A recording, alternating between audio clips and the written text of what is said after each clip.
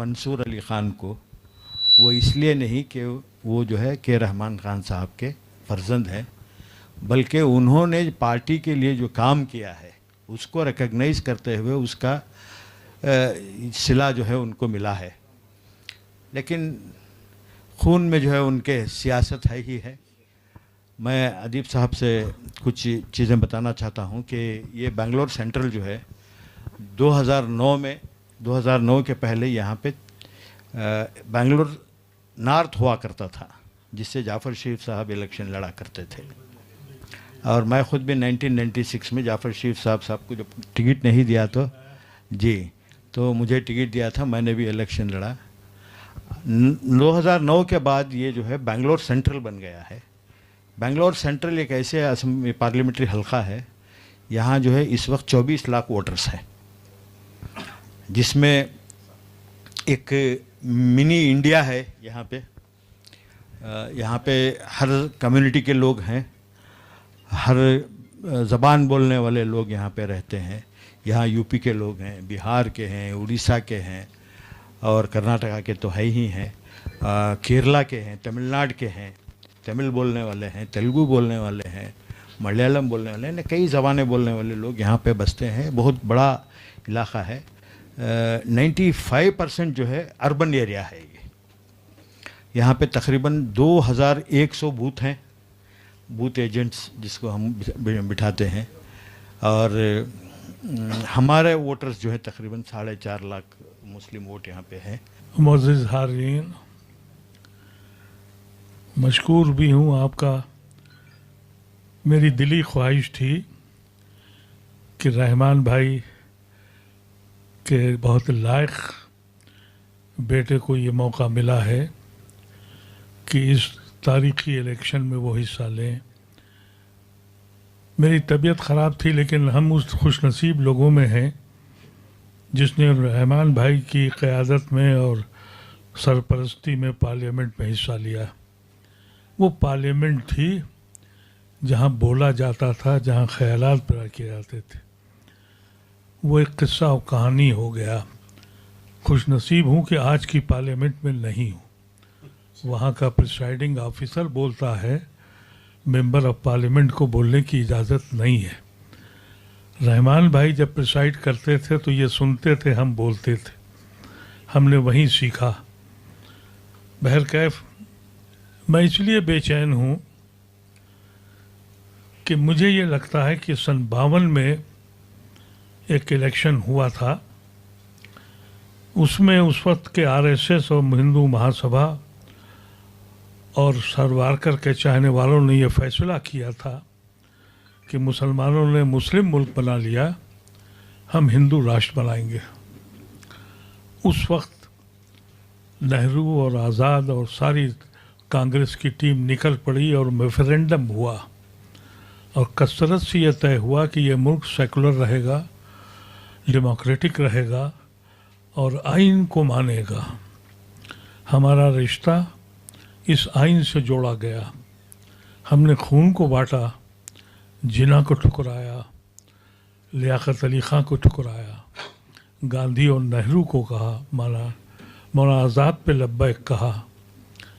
इतने साल गुजर गए, हम धीरे धीरे हाशिए पे आते चले गए, और अब ये शक्ल पैदा हो गई कि हम अछूत की शक्ल में पैदा हुए। हर जमात ने एम्पावरमेंट ली है, दलितों ने भी ली है, दूसरी जमातों ने। मैं अब अपने बच्चे के पास गुड़गांव में रहता हूँ। 9 लोगों को लिंच किया गया, कोई हमें पूछने नहीं आया, और इसलिए नहीं आया कि हम इररेलेवेंट कम्युनिटी हैं। हमने पूरी रिसर्च की, और जो एक हम लोगों की तंजीम है, रहमान भाई हमारे सरपरस्त हैं, उसके शेख फ़ारूक अब्दुल्ला साहब सरपरस्त हैं, अज़ीज़ कुरैशी साहब थे, उनका इंतकाल हो गया। तो हम लोगों ने सिर्फ एक ऑर्गेनाइजेशन ये बनाई कि हमारी कोई रेलिवेंस है इस मुल्क में या नहीं है, कोई जमात हो। तो अंदाज़ा ये हुआ कि हमको हाशिए पे लाने के ज़िम्मेदार हम खुद हैं। 84 पार्लियामेंट्री सीटें हैं जिस पे हम लोगों ने रिसर्च करी। 72 पर बीजेपी है, यानी 82% स्ट्राइक रेट है, जहाँ मुसलमान हैं। किसको इल्ज़ाम ठहराएं, किससे कहें, फरियाद करें कि माजी में रहना बंद कर दो, मुस्तकबिल का खाका बनाओ। यूपी में 32 सीटें हैं जहां 26% से लेकर 52% मुसलमान हैं, उस पे 28 पे बीजेपी है। आप बताइए कि क्या करें। तो एक हम लोगों ने आवाज़ लगाई कि दानिश्वरों को इकट्ठा किया जाए।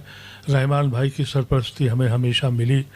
ये बीमारी में भी वहाँ गए और बीमारी में हम लोग जहाँ जहाँ जाते हैं इनकी सरपरस्ती रही। हमने बहुत से लोगों को इकट्ठा किया और ये कहा कि पढ़े लिखे लोग बाहर क्यों नहीं आ रहे हैं, क्योंकि हमने ये महसूस किया और आपने भी देखा होगा कि जो बड़े बड़े ऑफिसर्स रहे हैं, बड़ी पोजीशन पे हिंदू हजरात हैं, रिटायर होने के बाद सबसे पहले आरएसएस और बीजेपी में जाते हैं, चाहे वो फौज के हों, चाहे वो डेमोक्रेट हों, चाहे वो टेक्नोक्रेट हों। हमारा जो इक्का दुक्का जो लायक लोग निकले हैं वो अपने बच्चों को बाहर भेज के या सेटल करके घर में बैठ के मातम करते हैं। मैं उम्र की जिस हिस्से में हूँ, आपने जैसा कहा, अल्लाह ने मुझे बहुत नवाजा। मैं सन 66 में अलीगढ़ यूनिवर्सिटी का सदर बना। उस वक्त मेरे सरपरस्त फ़खरुद्दीन अली अहमद साहब थे। अनअपोज हुआ, दूसरे साल फिर खड़ा हुआ और फिर अनअपोज हुआ। तो फ़खरुद्दीन अली अहमद साहब ने मुझे बुलाया और फिर ऑल इंडिया एक डेलीगेशन, ऑल इंडिया यूनिवर्सिटी का डेलीगेशन बना। उस पे मुझे उन्होंने उसका ऑल इंडिया प्रेसिडेंट बनाया। वो दौर मैंने देखा था। लखनऊ जब गया, मैं वहीं का रहने वाला हूँ, तो उस वक्त मेरी रूहानी तरबियत हज़रत मौलाना अली मियां रहमतुल्लाह अलैह ने की। डॉक्टर फरीदी से मैंने सीखा और सारे दानिश्वर इकट्ठे होते थे, मैं उनके हुक्के भरता था और मैं समझता था कि वो लोग जिक्र करते थे, फ़िक्र करते थे। अपनी उम्र के आखिरी हिस्से में आके जब नज़र दौड़ाता हूँ तो बेहिसी का एक आलम है, खौफ है। मुझसे लोगों ने कहा कि क्यों बोलते हो बिला वजह के लिए, कोई सुनता कौन है तुम्हारी। तो मुझे एक वाक़या याद आया, मैंने वो वाक़या परसों भी किसी को सुनाया। जब शेखुल हिंद माल्टा में बंद थे और हुसैन अहमद मदनी साहब उनकी खिदमत में थे, तो बगल में तुर्की फ़ौजियों का एक काफ़िला बंद था।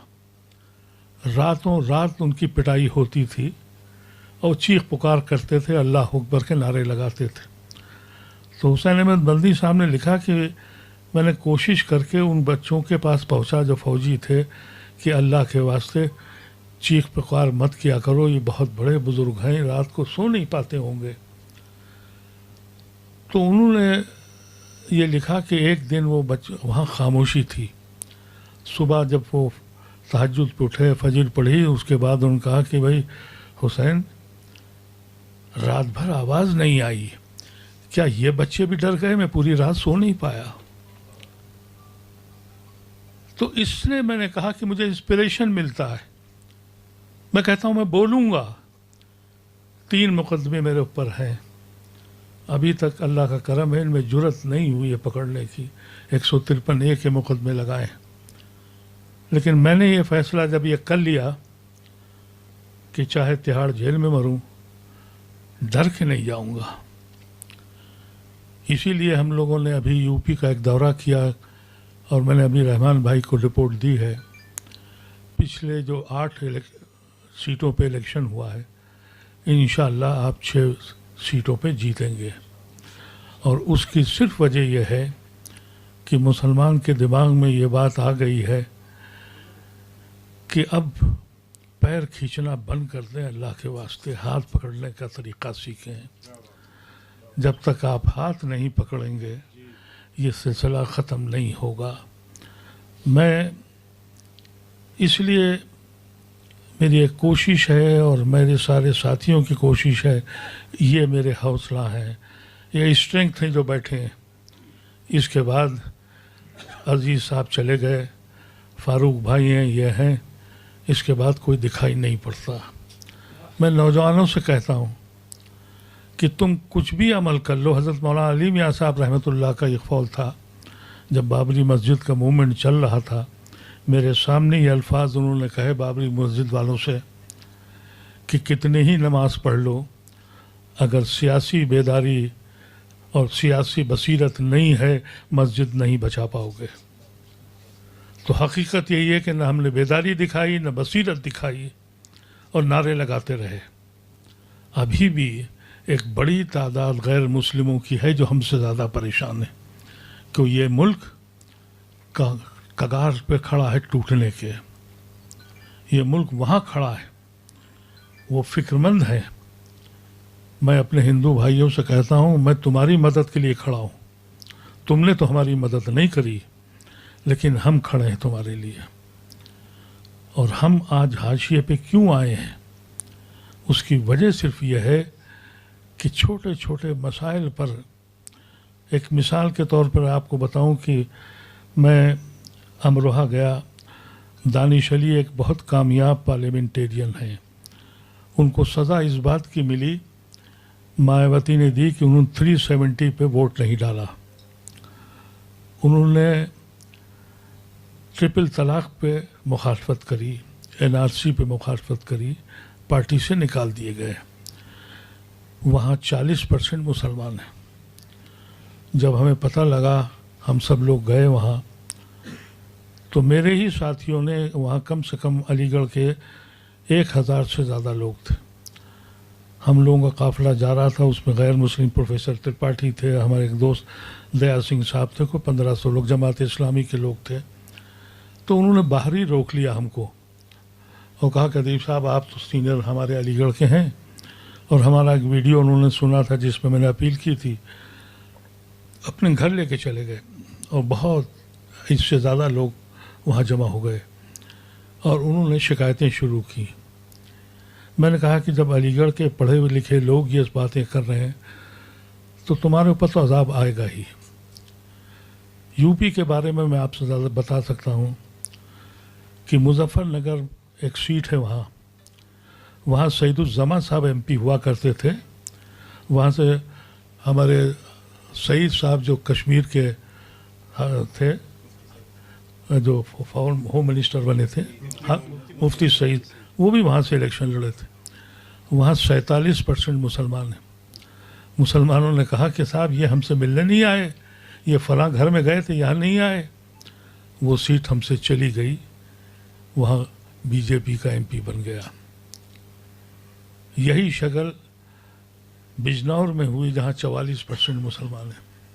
हम मुसलमानों ने कहा कि ना, ये बेकार आदमी है, वो सीट हमसे ले ली गई। मुरादाबाद में 52% मुसलमान हैं, वहाँ भी हमसे सीट ले ली गई और गैर मुस्लिम को चली गई। मैंने कहा दानिश अली को हरा लो, इसके बाद तुम्हें कोई नुमाइंदा नहीं मिलेगा। तो जब हम इस लेवल पे सोचने लगे, और यहाँ साजिशें क्या हैं, जो मुस्लिम डोमिनेटेड सीट्स हैं वहाँ जुमे के दिन पोलिंग हो रही है।